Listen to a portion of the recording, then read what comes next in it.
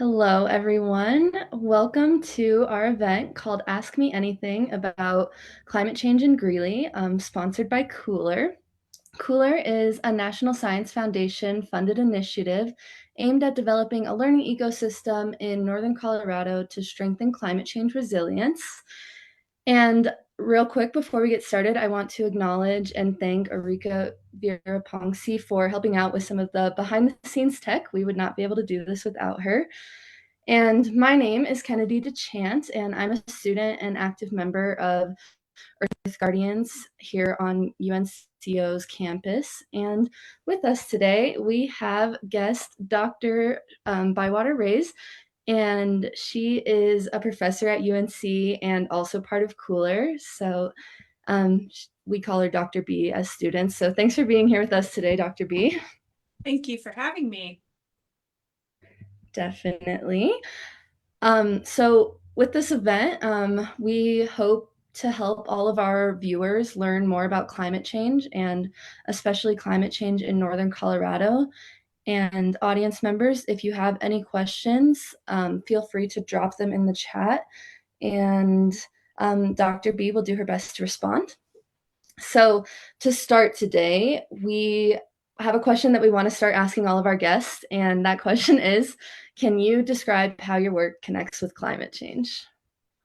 Yeah, so I am a geomorphologist, which is a strange word that earth scientists like to use for earth surface processes. So I study mainly rivers, but also things like landslides, and those things are also connected. And so basically, one of the main drivers of all of those things, all earth surface processes, is driving force of water. So it's that and gravity. Those are pretty much the main ones, in addition to other things like humans and what they're doing on the landscape.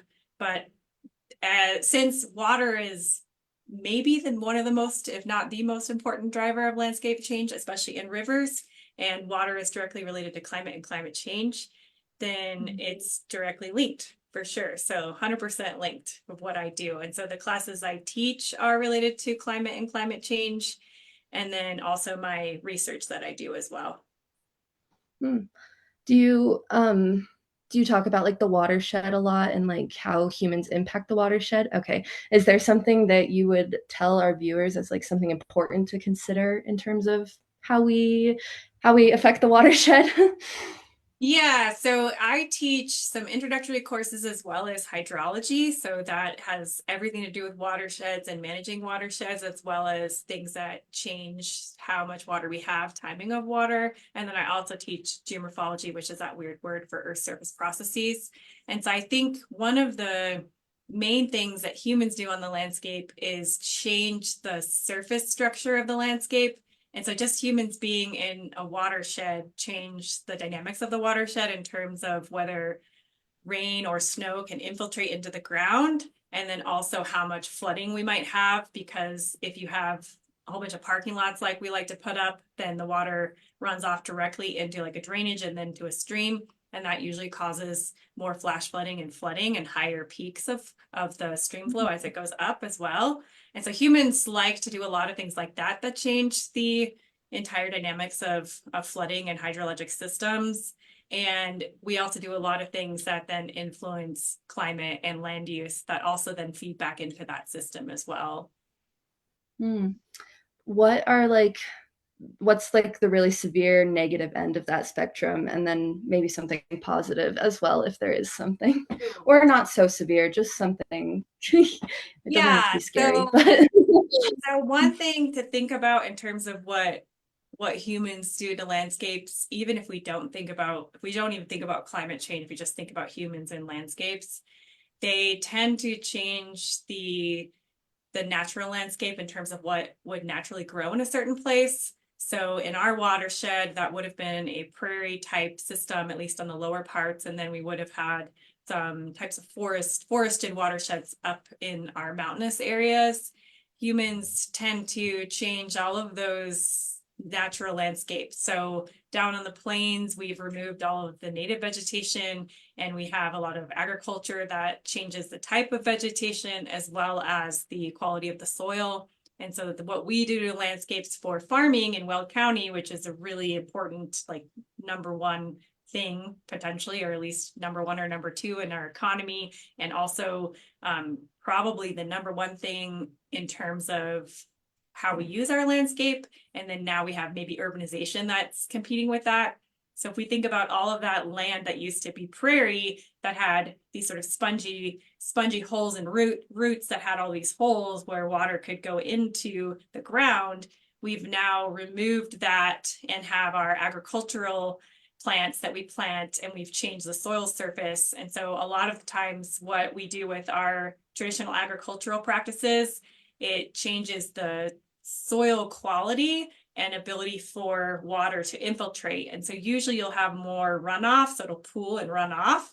And because we have loose tilled soil, it will also then cause more erosion of that surface as well. So we have kind of two extremes of what humans do. Either we pave it and the water can't go into the ground because we've paved it, or we completely change it by tilling it and making it really loose. And then it also can't go into the ground because you have sort of a hard pack at the surface. And then once water pools, it's really easily eroded because it's that loose soil material. And then that increases fine sediment into streams. And we've also done a lot of things to our streams to straighten them for agriculture, because we find, I have this sort of picture of a lighter image of a river behind me. And so if we see all these meandering shapes behind me, we don't like those because then our boundaries of our fields are crooked. So what usually happens is we straighten channels. And once we straighten those, that causes some issues to the stream habitat and the stream dynamics. But then we also have adjacent to that, these agricultural fields. And then we have all of this increased erosion of those soils. And so we have fine sediment pollution into the streams, as well as degradation of the soil next to the stream. And so the worst case scenario that I'm describing, as you said, like what is the worst case, is sort of this. And then you start adding on management of our forests, climate change, increased fire severity, that then causes a whole additional worst case scenario. And so we all saw this with our watershed. Just a couple of years ago, we had our upper parts of our watershed where a lot of Greeley's drinking water is stored up in the high part of the watershed was on fire. And we all saw the air quality, and in addition to maybe we didn't see what happens to the watershed, but that fire recently, as well as the older one that we had in our watershed, the High Park fire we had in, I think it was 2012, that saw increased erosion from the fires. And so after fires in the parts of the watershed that are forested, when we increase our fire severity and frequency, that causes similar,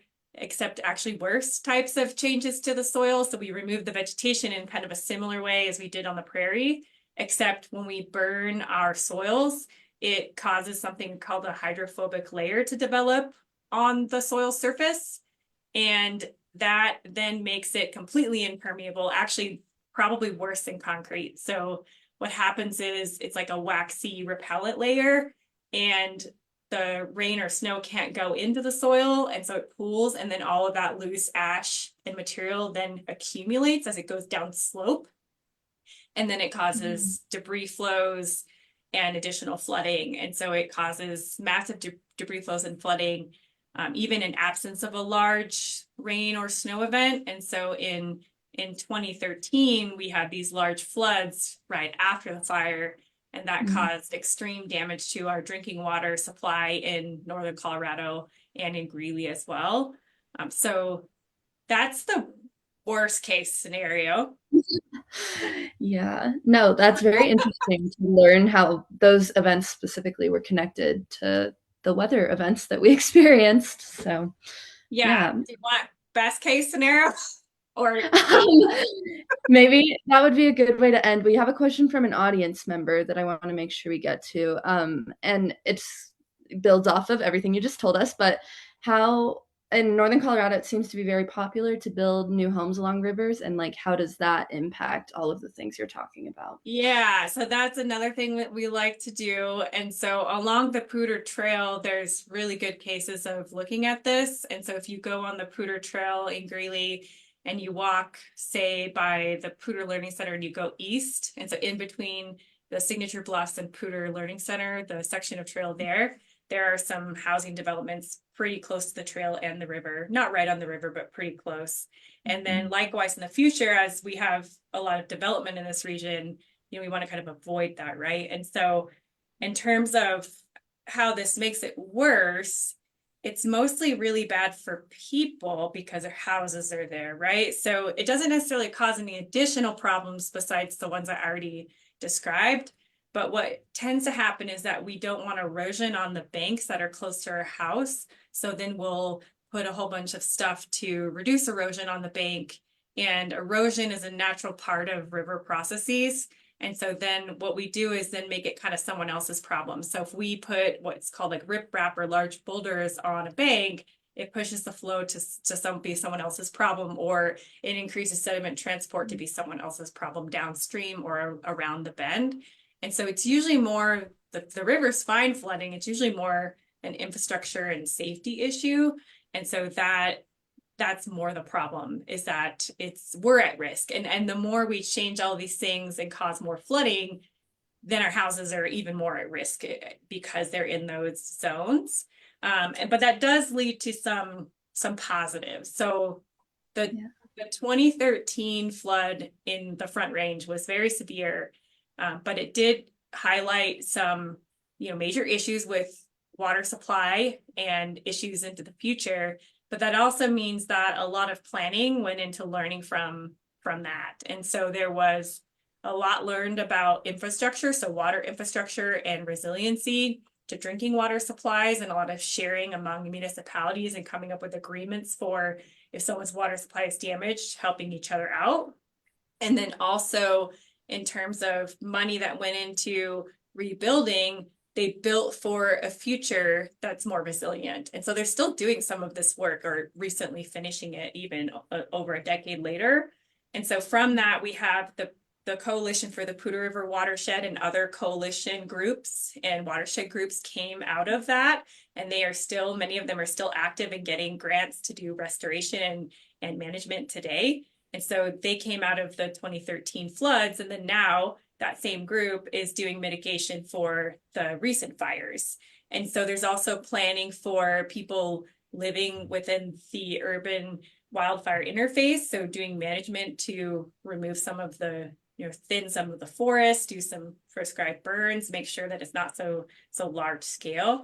And so there's some positives that have come out of that. And we've learned how to plan a more resilient future from that particular event, which I think will help us into the future. And so the most recent fire, it has had damage, but the reaction was much quicker in terms of doing things like mulching the hill slopes. So the Coalition for the Poudre River Watershed, City of Greeley, and a lot of other groups, they've got grants and invested in putting mulch down on the hill slopes so that the same kind of erosion won't happen and the same kind of devastation won't happen. And so I think there has been some positives that have come out of it. And I've seen these projects even in the lower watershed where we are. I've seen successful projects with the coalition also planning for a future where there's more houses.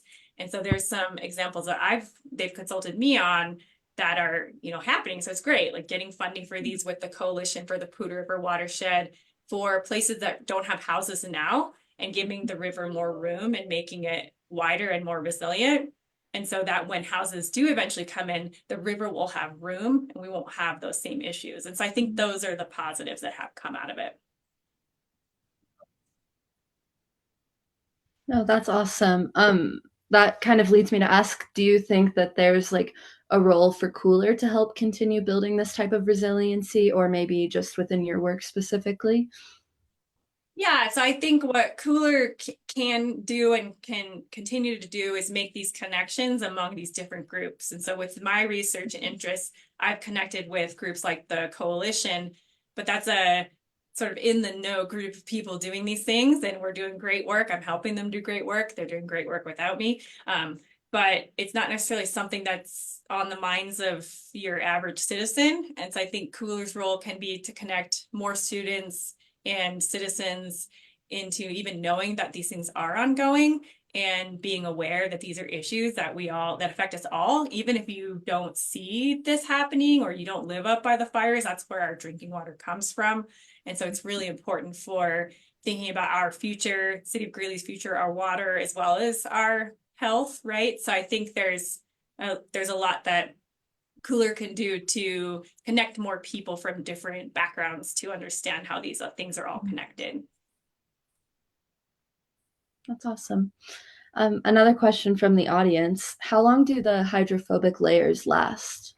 That's a great question. And so they actually break down, luckily, pretty quickly. So it's usually the most risk for severe mass wasting, which I shouldn't use that word. That's like a jargon word for landslides and debris flows. So it's usually a year to 3 years. And then after that, that layer actually breaks down, roots start to, new plants will grow. And so it's a few years. And so luckily, if you can kind of do the mulching and some mitigation for a couple years, and then also cross your fingers you don't get a huge storm, you tend to do okay. And so they've done pretty well with their mulching up in the high watershed, this most recent fire. And now the risk should be much lower.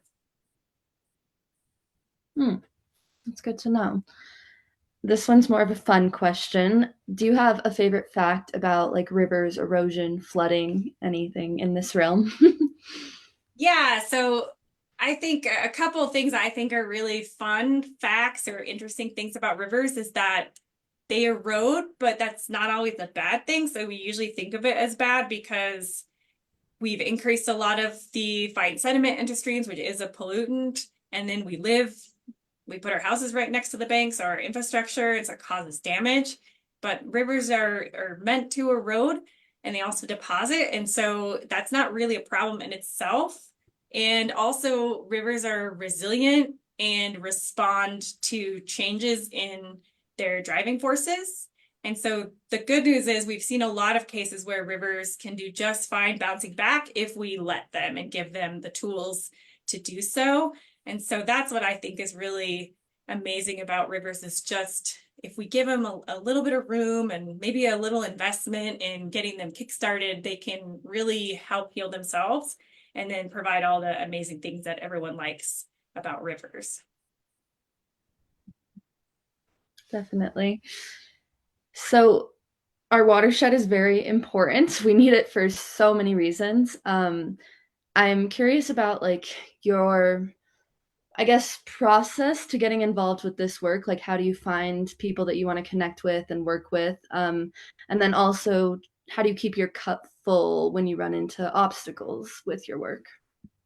Yeah, that's a good question. So, in terms of how I've gotten involved in this work, I'm a little bit of a pain. So, yeah, I just moved here and then I started trying to read about what's known. And so in that search, I found some of the different groups that have done these different reports.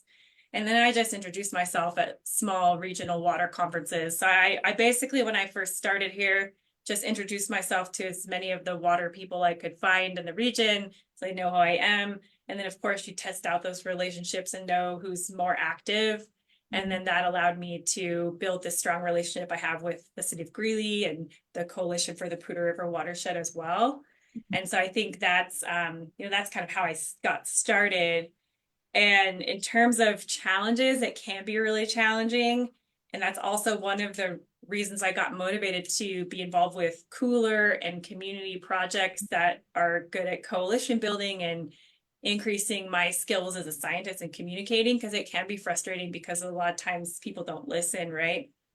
So I have found that I have to step back from things that are really, if it's really, they're not going to listen to you and there's nothing you can do, it's outside your control. I've had to take a break and then step back in.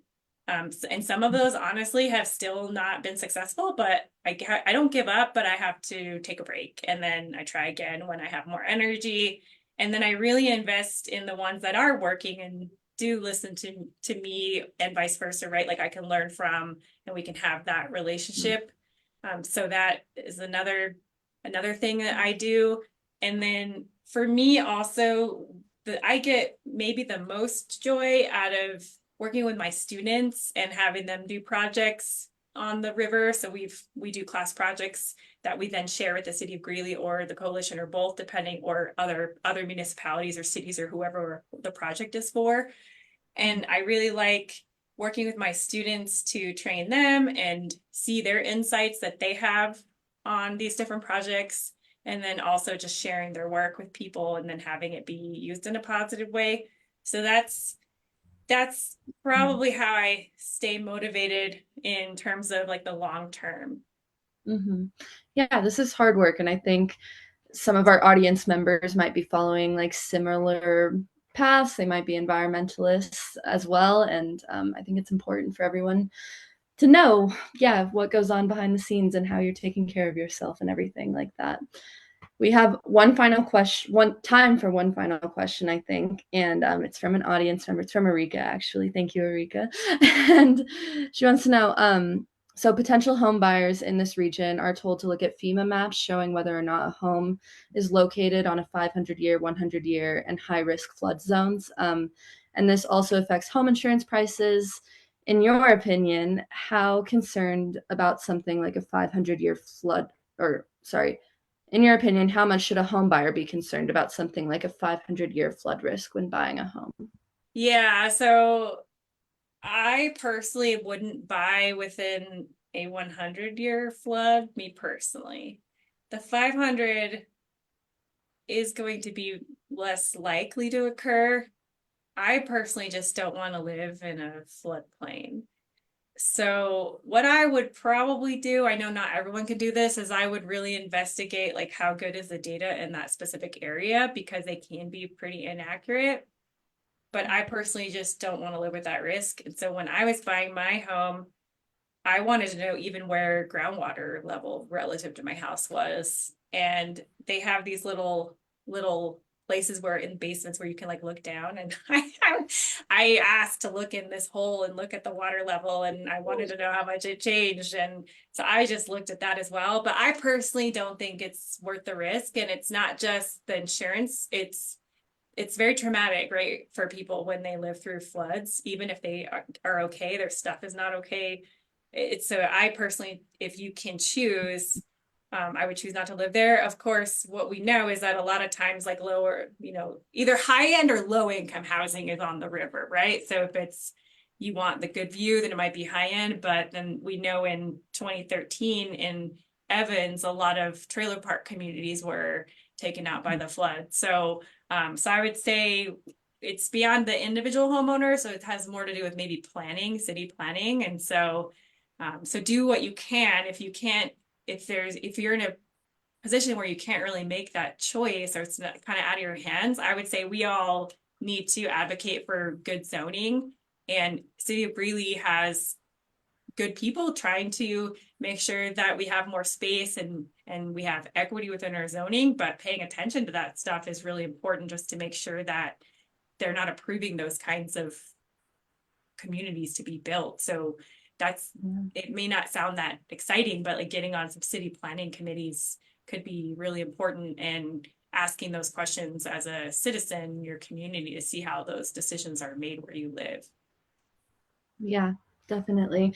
Yeah, it can be boring, but it is something that will affect you if, yeah, so that's good to think And our about. city planning processes, it's a lot of stuff that's actually really important and links to equity and resilience for climate change and other things. So it's a lot of really important decisions that are made at those meetings. Yeah. And just if our viewers don't know, the Greeley City Council meetings, they happen twice a month. And at one of them, I think it's the first Tuesday of the month. I think they're Tuesdays. You can like go and speak on issues and leave a public comment. And then, yeah, so they're easy to attend if you ever want to get more civically involved. Yeah. Okay. So I think we are at the time where we have to start wrapping up. So thank you everyone for coming, and thank you, Dr. B, for all of your really knowledgeable replies. This was fun. Thank you for And having me. I could yes, talk about this stuff probably too long. no, that's awesome. So we do have a few other events as Cooler coming up. On Saturday, we are going to be at the Earth Day Fair that's organized by Citizens Climate Lobby, and it's at the Unitarian Church in Greeley from 11 to 2 p.m. So come by if you want to talk to other community organizations about environmental, nature based, or earth related stuff. And then we also have one more Ask Me Anything event planned right now on ecological management and climate change with Dr. Chelsea Romulo on May 30th at 5:30 p.m. So mark your calendars for that. And I think Arika will put these in the chat for me. But if you're not following our social media accounts, make sure to do that. We have a Facebook, Instagram, LinkedIn. We're posting things on YouTube now. And then, yeah, we have a mailing list and a website that always send things out. So that's awesome. And thanks again, Dr. B. So, all right. Well, we'll see you all next time. Bye.